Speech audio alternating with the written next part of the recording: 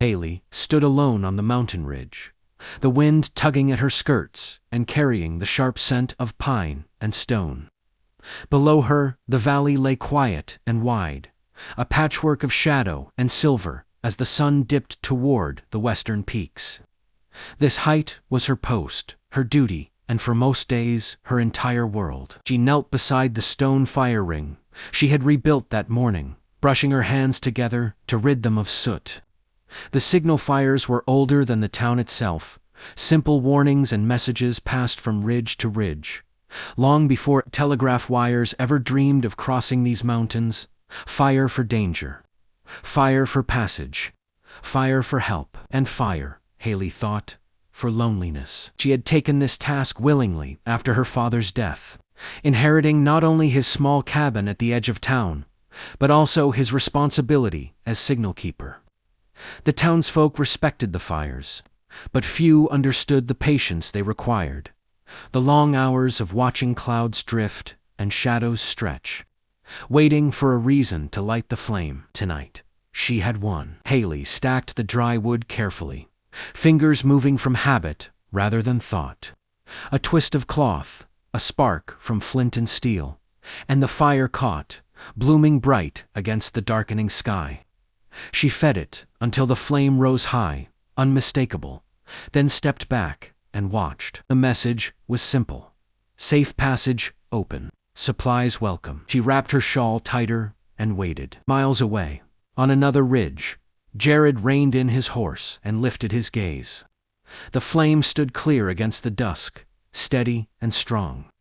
He exhaled slowly, a smile tugging at the corner of his mouth. "So you're still there," he murmured. Jared was a scout by trade, a man who lived between places, between forts and settlements, between danger and silence. He'd seen countless signal fires over the years, but this one had begun to feel personal. It always burned clean, never rushed, never weak. Whoever lit it knew what they were doing. He nudged his horse forward, guiding it along the narrow trail that wound toward the ridge opposite the flame. He would respond, as was his duty, but a quiet anticipation stirred in his chest. He wondered, not for the first time, about the woman who kept the fire. Hailey felt it before she saw Itha, answering glow flickering to life on the distant ridge. Her breath caught. She stepped closer to the edge of the overlook, eyes fixed on the flame that mirrored her own. "He saw it," she whispered. The fire burned steady, a promise carried in light. Relief washed through her, followed by something warmer, something she rarely allowed herself to name. She was no longer speaking into the void. Someone was listening. She sat on a nearby rock, watching both flames dance in the growing dark. The wind hummed softly, and the mountains seemed to lean closer, as if curious about this quiet exchange. Jared dismounted on his ridge and tended his fire, adding wood with careful precision. He imagined her movements matching his measured, practiced calm. The thought surprised him with its comfort. He tipped his hat toward the distant glow, a gesture she could never see, and stayed longer than required. The firelight warmed his face, and for the first time in weeks, the road ahead didn't feel quite so empty. Across the valley, Hailey smiled into the night, unaware of the man's gesture, but certain of the connection. The flames spoke where words could not, carrying more than messages of safety and supply. They carried possibility, and as the stars emerged one by one, two signal fires burned on opposite ridges, separate, yet undeniably bound, marking the beginning of a story written in flame. Morning came slowly to the mountains, the sun creeping over the peaks, as if reluctant to disturb the stillness. Hailey was already awake, sitting outside her small cabin with a tin cup of coffee warming her hands. Her eyes kept drifting toward the ridge across the valley, where last night's answering flame had burned. It was foolish, she told herself, to think about the scout beyond his duty. Signal fires were meant to be practical, not personal. And yet her thoughts returned to him with every breath of cool morning air. By midday, she climbed back to her post, checking the fire ring and restocking wood. The sky was clear, the kind of day that invited travelers to take risks through the mountain passes. That meant she needed to be ready. She shaded her eyes as movement caught her attention on the lower trail. A lone rider, moving steady and unhurried. Her heart skipped before she could stop it. That must be him, she murmured. Jared felt the weight of the climb in his legs as he led his horse along the narrow path. He'd been sent to confirm the signal and guide a supply wagon due to pass through in 2 days. But the truth sat quietly beneath his official reason. He wanted to see her. As he crested the ridge near her post, he spotted the cabin, first small, sturdy, well-kept. Smoke curled gently from the chimney. A woman stood near the fire ring, her hair pinned back, her posture confident despite the isolation of the place. Hailey turned at the sound of footsteps on stone. For a moment, they simply looked at each other, surprise and curiosity meeting in the space between them. "You're the scout," she said, breaking the silence. Jared tipped his hat. "And you're the one who keeps the fire talking." Her lips curved into a cautious smile. "Someone has to listen." Up close, he noticed the smudges of soot on her hands and the steadiness in her eyes. This was not a woman playing at responsibility. She carried it as naturally as breathing. "I'm Jared," he said. "I ride these ridges, answer the signals, make sure folks get where they're going alive." "Hailey," she replied. "I make sure they know when it's safe to try." They shared a quiet laugh, the sound surprisingly easy between strangers. Jared glanced at the fire ring, nodding in approval. "Clean burn, strong flame. That's good work." Her shoulders relaxed at the praise. "I learned from my father. He believed fires should speak clearly, without panic." "A smart man," Jared said softly. The conversation might have ended their duty, satisfied, but neither seemed eager to leave. Jared tethered his horse nearby, and Hailey offered him water. They sat on opposite sides of the fire ring, the mountain air filling the pauses between words. Jared told her of long rides and sudden storms, of watching the land from heights few others ever saw. Hailey spoke of the town below, of her father's lessons, of the nights when the fire was her only company. As the sun dipped toward afternoon, Jared rose, brushing dust from his trousers. "I'll be back through in a few days. There's a wagon coming. I'll watch for your signal." "I'll be ready," Hailey said, meeting his gaze. He hesitated, then smiled, a genuine, unguarded thing.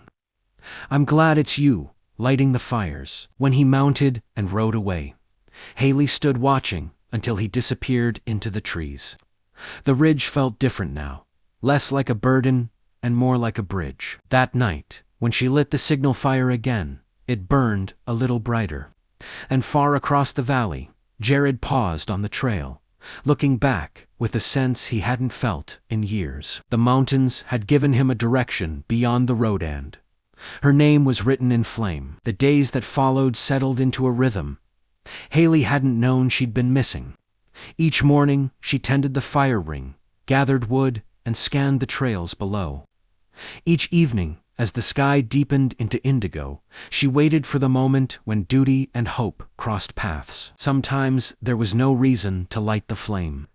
Those nights were the hardest. She would sit on the ridge, listening to the wind comb through the pines, wondering where Jared was, if he rode beneath the same stars, if he thought of the fire as more than a signal. She told herself not to linger on such thoughts, but they returned as faithfully as the sunset. On the fourth night, clouds rolled in, thick and low, threatening rain. Hailey hesitated only a moment before striking the flint. The fire leaped up, defiant, against the damp air. Across the valley, Jared saw it through the mist and felt a familiar pull in his chest. He was camped lower than usual, his route delayed by a washed-out trail. He fed his own fire quickly, sending back the reply, "2." Flames burned through the fog, searching for one another. By the time Jared reached Hailey's Ridge the next afternoon, his coat was heavy with rain and dust. Hailey spotted him first, relief lighting her face before she could hide it. "You made it," she said, hurrying toward him. "Wouldn't miss a fire like yours," he replied, voice warm despite his weariness. She ushered him into the cabin, insisting he dry himself by the hearth. The space was small but welcoming, filled with the scent of cedar and smoke. Jared took it in quietly, noticing the careful order, extra blankets folded, supplies neatly stacked. It felt like a place meant to endure. They shared a simple meal, conversation flowing easier than before. The silence between them no longer felt uncertain.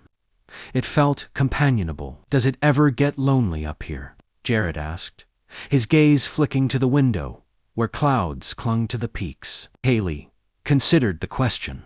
"It used to," she admitted, "but lately, I feel like I'm not just watching the mountains anymore.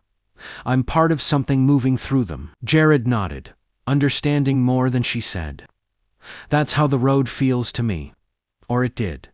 Now it feels like it leads somewhere." The rain eased as dusk fell. They stepped outside together, the world washed clean and quiet.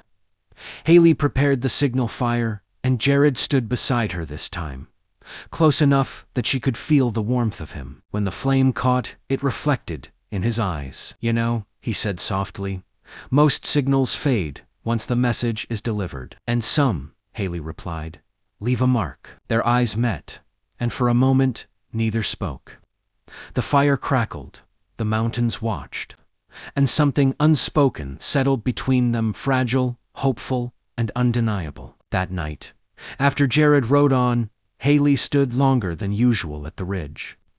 The flame had died down, but its glow lingered in her chest. Messages in fire, she realized, could change the course of a life, and she suspected hers was already burning in a new direction. The mountains turned restless. Hailey sensed it before the first warning came, for the sky bruised purple, and the wind began to howl through the passes. Storms were nothing new, but this one carried an edge that set her nerves tight. The air felt heavy, charged, as if the land itself was holding its breath. By afternoon, dark clouds swallowed the peaks. Hailey moved quickly, reinforcing the fire ring and stacking extra wood beneath a canvas cover.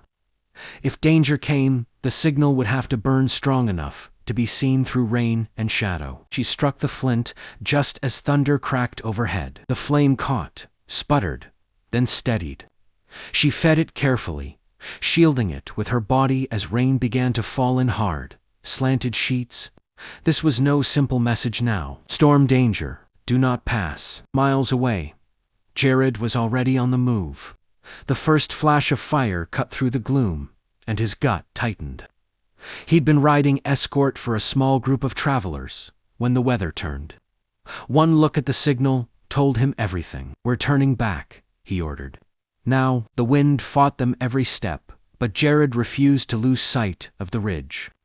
He watched the flame flicker dim, then flare again, Hailey's stubborn resolve burning through the storm. When the travelers were safely sheltered, Jared wheeled his horse toward the mountain path.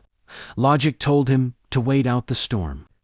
Something stronger pushed him forward. By the time he reached Hailey's ridge, night had fallen hard. Rain lashed sideways, and the fire struggled, its light thinning under the assault. Hailey was soaked through, hands raw as she fought to keep the flame alive. "Hailey!" Jared shouted. She turned, disbelief flashing across her face before relief overtook it. "Jared, what are you doing here?" "Answering the fire," he said simply. Together, they worked Jared bracing boards against the wind, Hailey feeding the flame with dry wood from the shelter. Their movements were instinctive, wordless, as if they'd practiced this moment. The fire surged back to life, strong and unmistakable. Only then did Hailey's strength give way. Her knees buckled, and Jared caught her without hesitation, pulling her close as thunder rolled above them. "It almost went out," she whispered, shaken. "I couldn't let it." He held her tighter, his voice low and fierce. "You didn't, and you don't have to face it alone anymore." They retreated to the cabin, wet and breathless. Inside, the storm raged, but the hearth burned steady. Jared wrapped a blanket around Hailey's shoulders, his hands lingering longer than necessary. "I saw the flame weaken," he admitted. "It scared me more than the storm." Her eyes lifted to his. Because it's more than a signal now. Yes, he said, without hesitation. The silence between them shifted, heavy with truth. Outside, the storm roared, but inside the cabin, something settled into place understanding forged under pressure. When the thunder finally began to fade, Jared rose reluctantly. I should ride before the trails wash out completely. Hailey nodded, though the thought twisted in her chest. Be careful. He paused at the door, turning back. No matter how fierce the storm, I'll always look for your fire. When he left, Hailey stood watching the doorway long after he disappeared into the rain. The fire on the ridge burned on, scarred but alive. Like her heart, she realized, tested, frightened, and stronger than before. The storm passed, but it left the mountains changed. Trails were torn open. Trees lay scattered like fallen matchsticks, and the air carried a sharp, clean stillness that followed destruction. Hailey spent the morning surveying the ridge, repairing what she could, her body sore, but her spirit steady. The fire ring bore scorch marks from the struggle, blackened stones standing as proof that the flame had been tested and had survived. As the sun climbed, she lit a small, controlled signal. Not a warning this time. All clear. Safe again. She watched the smoke curl upward, her heart quietly counting the moments. All clear. Safe again. She watched the smoke curl upward, her heart quietly counting the moments. Hailey saw him from the ridge path, riding slower than usual, scanning the land as if measuring every scar left behind by the storm. When his eyes found her, relief softened his hardened expression. He dismounted without a word and crossed the distance between them. You shouldn't have come so soon, she said, though her voice betrayed her gratitude. And miss seeing that fire burn again. He shook his head. Not a chance. They walked the ridge together, checking the signal points, working side by side in easy silence. There was no urgency now, no danger pressing them forward, just shared purpose. When the work was done, they sat near the fire ring, as evening stretched across the valley. The storm made something clear to me, Jared said at last. Hailey waited. I've ridden these mountains for years. I never stayed anywhere longer than necessary. He looked at her, his gaze steady. But when I thought that fire might go out, I realized I wasn't just answering a signal anymore. Her breath caught. What were you answering? You. The word settled between them like a vow. Hailey felt the truth of it resonate deep in her chest. She'd spent so long believing her duty was to watch, to warn, to stand alone against the dark. She hadn't known it could also be an invitation. My father used to say, she began softly, that signal keepers don't just light fires. We keep hope alive for people we may never meet. Jared smiled. Seems he forgot to mention what happens when the right person sees it. The fire crackled as twilight deepened. Hailey added a log, watching sparks rise like tiny stars. What happens now? She asked. Jared didn't answer right away. Instead, he reached into his saddlebag and pulled out a small brass Tokana Scouts marker, worn smooth with time. I've been offered a permanent post, he said. Closer to town. They need someone to coordinate these routes. Rebuild after the storm. He held out the marker. I haven't accepted yet. Her eyes lifted to his, searching. And if you do, then I'd want a reason to stay. Hailey placed her hand over the token, then over his. Then maybe, she said quietly, this fire doesn't have to stand alone anymore. The mountains seemed to exhale around them. Jared leaned in, resting his forehead gently against hers, a promise made without urgency or fear. Below them, the valley lights flickered on one by one. Homes, lives, futures made safer by the flames they kept. Above them, the signal fire burned steady. No longer just a message of passage or warning. It was a declaration as the night settled in and the firelight danced across their faces. One truth stood clear. Some messages, once answered, change everything. And if you've enjoyed this chapter of The Signal Fire Bride, don't forget to like, comment, and subscribe for more Western stories told in flame, heart, and frontier promise.